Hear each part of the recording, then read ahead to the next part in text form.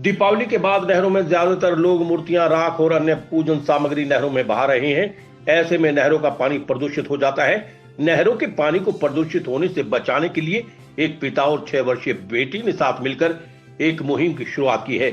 नहरों को प्रदूषित न करने के लिए किया जागरूक अभियान।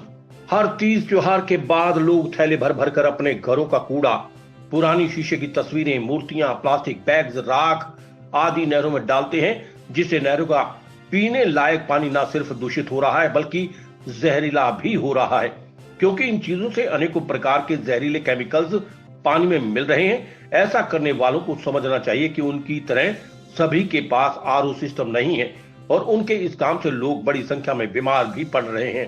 संजीत नांदल ने लोगों को बताया कि मूर्तियां, प्लास्टिक बैग्स तथा कपड़े आदि नहरों से अलग होने वाली छोटी नालियों में फंसने के कारण सिंचाई कार्य में भी बाधा पहुंचती है, जिससे किसानों को भारी परेशानी होती है और साथ ही साथ किसानों की माली हालत पर भी बड़ा बुरा असर पड़ता है।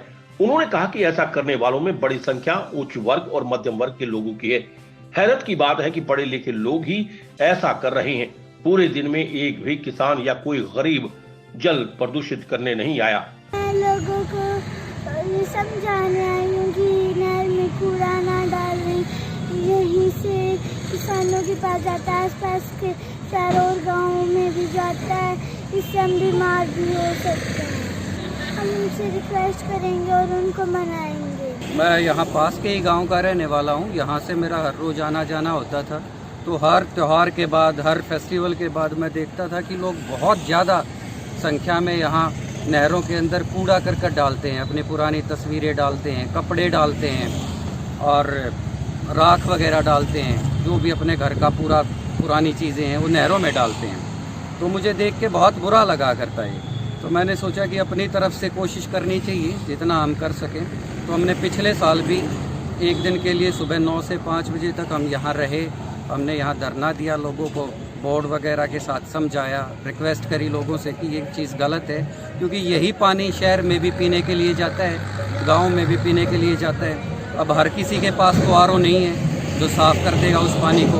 और इन तस्वीरों से और इन मूर्तियों से और इन दूसरी चीज़ों से ऐसे ऐसे केमिकल्स इसमें जा रहे हैं, हो सकता है कि वो आरओ से भी साफ़ ना हो। जाने अनजाने में लोग ऐसा कर रहे हैं। तो इस तरह अगर ऐसा ही करते रहे तो पहले ही हॉस्पिटल्स भरे पड़े हैं तो और बीमारियां बढ़ेंगी।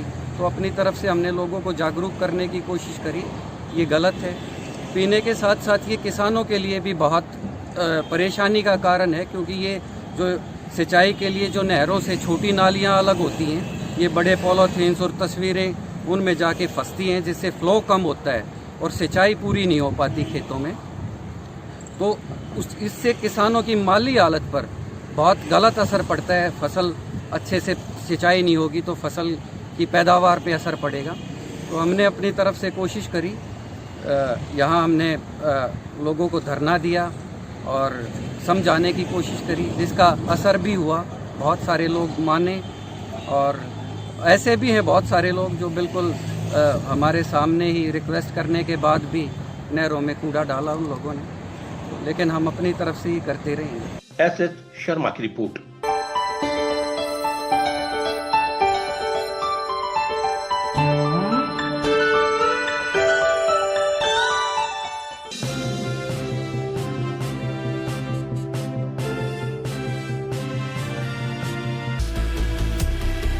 खबर चाहे राजनीति की हो, सामाजिक हो या हो घटना दुर्घटना की बात, चाहे भ्रष्टाचार की हो, जनता से जुड़े मुद्दों की हो या हो कानून व्यवस्था की बात, अब बातें होंगी आपके शहर की, आपके प्रदेश की हर खबर सिर्फ HR टाइम्स न्यूज पर।